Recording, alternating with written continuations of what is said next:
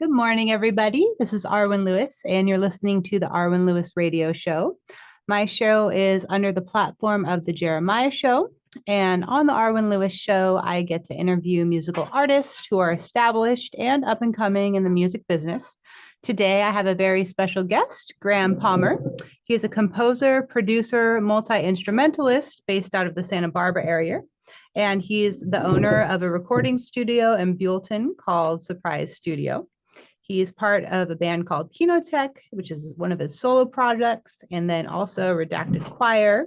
And we're going to be talking about his work in those projects today, as well as a few other awesome things that he's got going on. Graham has performed with and or recorded a wide variety of artists in his 20 plus years in the career of the music business, including the Mad Caddies, Antonionian, Wil Ridge, Remy Morritt, myself, Arwen Lewis, and more. And after spending over a decade as a touring bass player, Palmer settled down and built his own studio in 2022, where he works as a composer and sound engineer for a multitude of projects in the music and film industries. Graham, thank you for coming on the show. Welcome. Arwen, thanks for having me. Good to be here. I'm so excited. You have so many cool projects going on right now. I've got a few things. Yeah. So, well, let's just tell everybody a little bit of an introduction before we dive into everything. You're working as a music composer, a sound designer. You're editing dialogue for a short film called Imbibe. Correct. You're part of a radio show called Song Club Radio Hour. And you've got three band projects you're working on. The bands are Redacted Choir, Kinotech, and the Logan Livermore Band. So I thought first we can start out by just talking about how you got into music. Why did you start playing, and what was your first instrument? Great question. I've been playing most of my life. My mom was a music teacher, so music was around a lot. I started playing piano very young, before I can remember, and drums as well. And my mom was a music teacher, like I said, and they were very good about not forcing anything on me. So I was exposed to a lot of things and a lot of instruments, but never was pressured into doing things, or had to practice 4 hours a day or anything like that, and kind of just slowly kept everything going. And it's always been a part of my life. So regardless of what direction I've gone in my career, both in the music industry and outside, music's always been a huge part of my life. So Nice. Yep. Well, and I think that's really great that you took it on yourself. You had teachers who were willing to give you the information you wanted, but it wasn't forced upon you. And I feel like that's the best way to learn. I mean, the students got to want to, play and learn the instrument. Otherwise, it's going to be painful and they'll probably forget about it. Absolutely. And I do a little teaching as well. And that's sort of the philosophy that I take with my students, is to, keep it fun. And I'm here to share the gift of music with kids, and my daughter's 2 now. And I, as much as I want her to, take everything on, I'm trying to remain, calm, and allowing her to pursue things as she sees fit, and just exposing her to stuff. Yeah, I agree. I think that's the best way. I have a couple students too, and I feel like, and for theory as well, like I just teach them like the chord positions on the guitar, and then like we can talk about theory later, but just getting them excited and able to do something. Yeah, that's the first step. Yep. And so piano and drums were your first instrument. And what else do you play? Did you pick up bass layer and guitar? I started taking classical guitar lessons pretty young, Okay. and did that for a while. Bass is something that I played professionally, but not something growing up that I ever aspired to be, or even I didn't really own a bass until I was in my 20s. Oh, and wow. It was just kind of the thing where bands needed bass players, and I saw an opportunity to make money and go on tour, and I said, yeah, I can probably play bass. And Yeah. Not to make it sound like it's super easy, but I've never felt like I've been a bass player's bass player. I have approached playing the bass as a composer and as somebody who's been in a lot of bands and always wanted bass to be a rhythm instrument and fit its purpose, and sort of approached it that way, and just ended up, I don't know, being a bass player, I guess. I feel like playing drums too, probably you had the rhythm aspect engraved in you anyways. And the 100%. tonality from piano. And so it all kind of fit together. And you sing too. I do. So that's another valuable asset to a band, somebody who can play and sing at the same time. Yep. And we're going to talk more about your current projects later, but you're singing lead on all of that. And that's kind of like is that new for you? Because I know you do a lot of harmony work too. Not really. Even from bands I had in high school and stuff like that, I've sang for a long time. Most of what I've done professionally has been as a background vocalist, but I've always written my own songs, and if I've had an avenue for them, done that way. But I can't wait to share all your music with cool. everybody too. Yeah, I was listening to it on the way down, and I just didn't know what to expect, and I was so pleasantly surprised. Cool. Yeah. And then really quickly, and I just wanted to set up the conversation about your background in sound engineering too, because I know you own the studio, Surprise Studio in Buellton, California. What got you into sound engineering? Were you wanting to produce the bands you were working in or yourself? Or basically, yeah. I got into it because I spent a lot of time in studios from a young age and recording stuff that I was either a part of or it. So I'm the type of person that I want to know exactly what's going on with everything. So if I was in a studio and I had a vision for how I wanted something to sound, I'd ask a lot of questions and just I like to be involved in every aspect of the project. So ultimately, I wanted my own studio to record my own songs or record my own bands that I had played in, but I really kind of fell in love with the process and the minutia of recording. So I just sort of took it from there. And I feel like that's every musician's dream. They just want their own studio and their own space. Exactly. And ultimately, I just wanted a place to go after hours and work on my own stuff. But I also saw it as a business opportunity. So, nice. Well, I got to record my recent record there, and I'll say which was so much fun. Yeah. Really. So fun. And literally, you're such an easy engineer to work with, and you know exactly what you're doing. Obviously, I was having a conversation with one of my guests, and we were talking about like how daunting it can be to go in and like fix the frequencies, and then you lay a guitar track down. You find that and you fix the frequencies, but then you add the bass and the drums, and then you have to shift everything around and go in and keep adjusting. And you're such a pro at that. And is that fun for you, or does that give you a headache? It's fun. Easy answer is that it's fun. Okay. Yeah. Okay. We won't bore everybody with continuing that conversation. So anyway, I thought we could just talk a little bit more about Surprise Studio. Do you do digital recording or is it analog? Do you do a little bit of both? It's all digital at this point. Nice. I'd love to have some tape and go old school and have a big desk and everything like that, but I do everything in the box. And I use a lot of things to emulate tape sounds and things like that, but it's a full digital in the box studio. Yeah, and also the technology is so good now, it really doesn't matter. I mean, I guess it does, but I mean it does. I have outboard preamps and outboard compressors and all that for the tracking process, but once it gets time to mixing and the actual recording of the tracks, it's all digital and the technology is really good and efficient. Yeah, saves time and money too. Well, let's move into talking about some of your projects that you've got going on. The first thing I thought, which was really cool, is this short film Imbibe that so you're composing music and you're editing dialogue and you're the sound designer for this.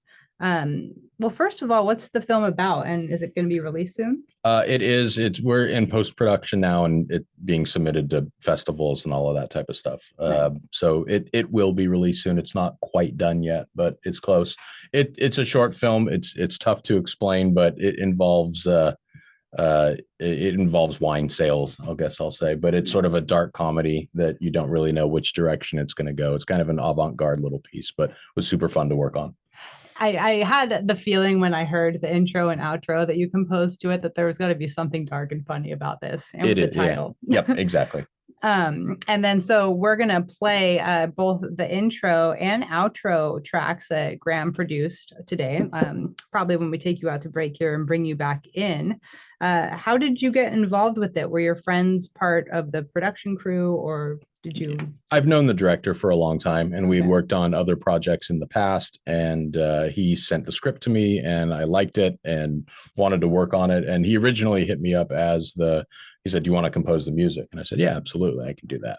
And then as it got closer to the day of shoot, I called him and I said, I'd like to come down for the shoot. And he kind of said, great. Do you want to do sound? And I said, sure. Yeah, let's do it. Yeah. So I took my gear down and we captured all the sound on the set. And then that, again, like the type of person who wants to do as much as I can. So that turned into the dialogue editing process and the sound design and the composing and a lot of working with the director during the whole post-production process. And it was a collaborative process for sure, but pleased with the way it turned out.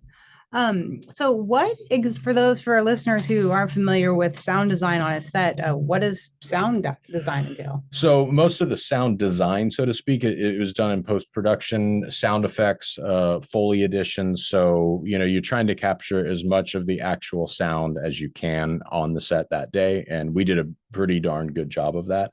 Trying to work within the budget and everything. But after the fact, any sound effects, any overdubs that you have to do, as I mentioned, it's sort of a dark, weird picture. So there's a lot of, sort of David Lynch style sound effects. So you're trying to add something to the overall cinematic universe that'll change the viewer's perception. Right. And take them into the room with the and actors. that can be a very creative process, and it was on this project. The actual dialogue editing is a little less creative and a little more technical, and trying to clean up the audio. A lot of what you would do with recording a band, but cleaning up the audio, editing everything together. I captured the audio separate of the video, obviously. So lining all that up and dealing with the director's edits and those changes and keeping the sound fluid throughout all that process. Yeah, that's what I was going to ask. Do you actually edit the dialogue, like the verbiage, or you don't do that? The director.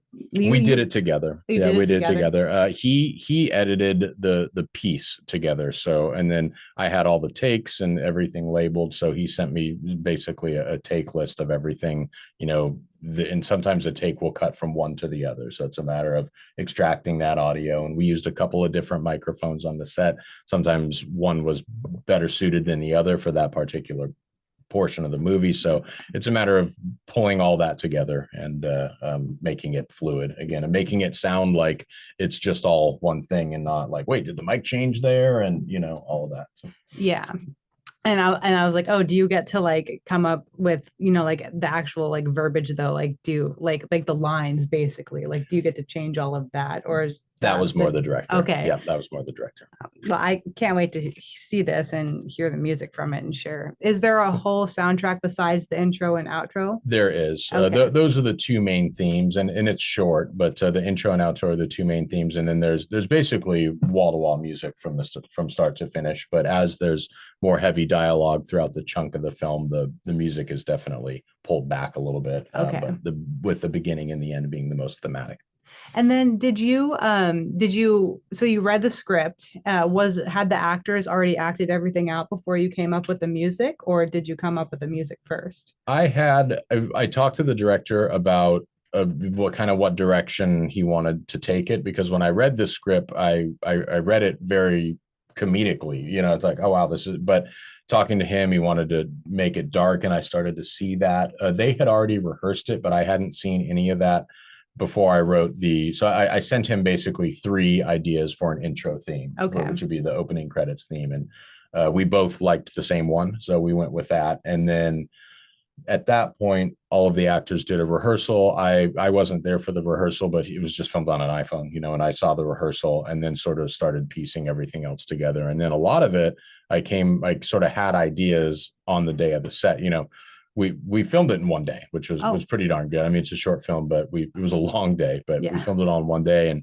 there's a lot of dead time. It's like recording an album. There's a lot of hurry up and wait. So a lot of ideas sort of came to me as I watched the actors act out each take. Yeah. And then the end theme, I knew I needed something different, so I wrote that after the fact. But a lot of, especially what's over the actors while they're talking, is sort of playing off their performances.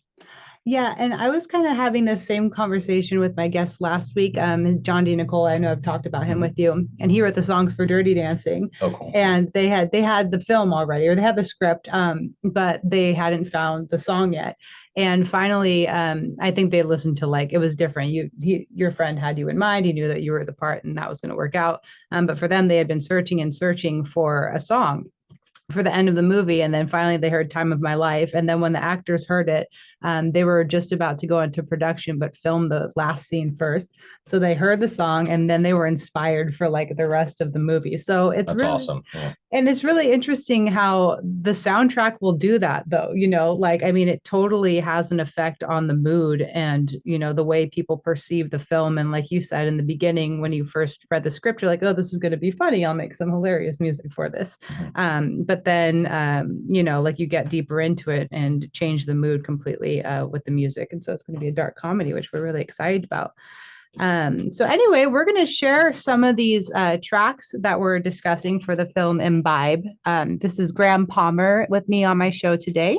He is a composer, producer, multi-instrumentalist, and owns a recording studio in Buellton, California called Surprise Studio, in case you're just tuning in. You can look up Surprise Studio on Instagram at surprise_studio. And you can find out more about Graham. Do you have a website too, or just Google? Just the socials. I have had websites in the past, and I found one of these days. But right now, I get more traffic just off social media. Yeah, and you don't need it anyway. Yeah, You're exactly. already established. Well, I don't know. Everybody should have one, I guess.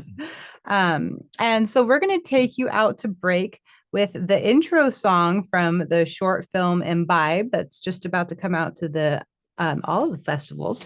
And then we're going to bring you back in with the ending theme for Imbibe. And those are both composed by Graham Palmer.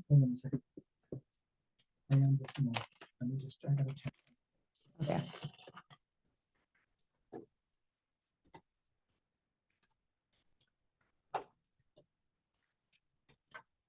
I hope we were recording all that.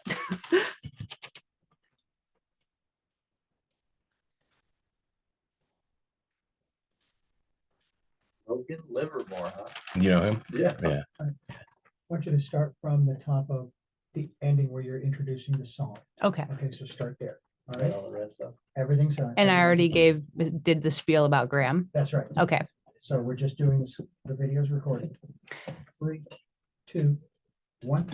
So we're going to take you out to break with the intro theme for the short film Imbibe that Graham Palmer has composed the music for. And we'll bring you back in with the ending theme that Graham Palmer has also composed for the short film Imbibe. You're listening to Arwen Lewis on the Arwen Lewis Radio Show, and we'll be back in just